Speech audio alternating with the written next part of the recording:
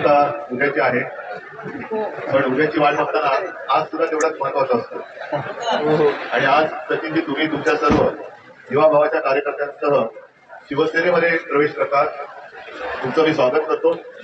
आणि ही एक तुम्ही व्यथा मांडली की तुमच्या बाबत अन्याय पण नाही झाला, पण न्याय पण मिळाला नाही. मी तुम्हाला शब्द देतो की तुम्हाला पश्चाताप होणार नाही.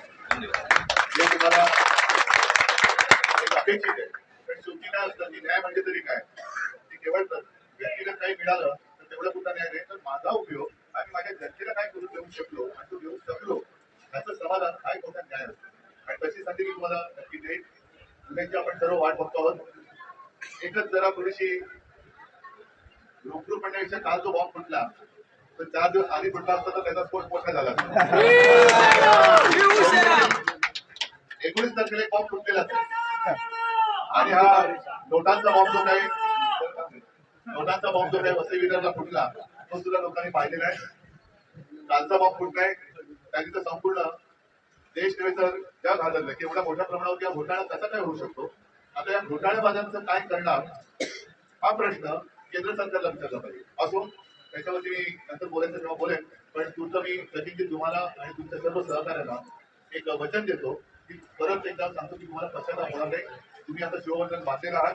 तुमच्या मनात जे काही करण्याचं आहे ते करायला पूर्ण संधी दिल्याशिवाय मी राहणार नाही. एवढीच एक तुम्हाला वचन देतो. धन्यवाद. शुभेच्छा. जय हिंद.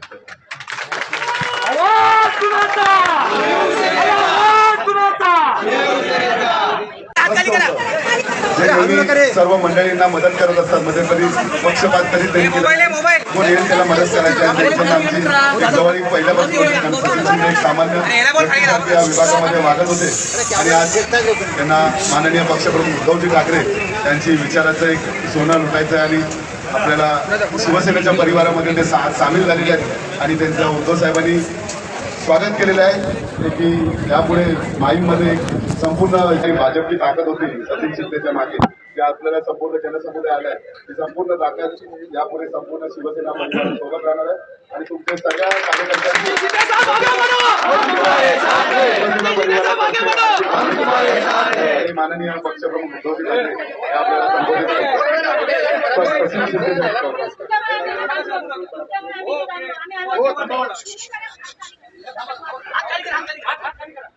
नमस्कार.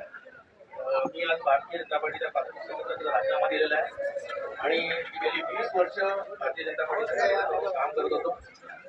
पक्षवाढीसाठी खूप काम केलं मी, पण माझ्यावर अन्याय झाला असं मी म्हणणार नाही, पण न्याय पण नाही मिळाला. ते गेल्या काही वर्षात माझ्या केलेल्या कामाकडे फारच दुर्लक्ष होतं, मला न्याय मिळत नव्हता. त्यामुळे मी एक निर्णय घ्यायचं ठरवलं पुढे जाण्यासाठी. तो निर्णय हा होता की मी उद्धवजी ठाकरे साहेबांना भेटलो, आदित्यजींना भेटलो. त्यांनी मला समजून घेतलं आणि मला माझ्या कामात पूर्णपणे सहकार्य करायचं आश्वासन दिलेलं आहे आणि मला काम करण्यासाठी जी संधी पाहिजे ती देण्याचं त्यांनी मान्य केलेलं आहे. त्यामुळे मी आजपासून शिवसेना या गटात प्रवेश करत आहे आणि याच्या पुढच्या काळात जे का माझ्यापासून चांगलं कार्य करायचं असेल मी कार्य करण्याचा पूर्णपणे प्रयत्न करणार आहे. मी माझ्या कार्यकर्त्यांना फार शुभेच्छा देतो की त्यांनी फार मला सपोर्ट केला. या परिस्थितीत ते माझ्या बरोबर उभे राहिले. एवढे म्हणून माझ्या 2 शब्द संबोधन. धन्यवाद.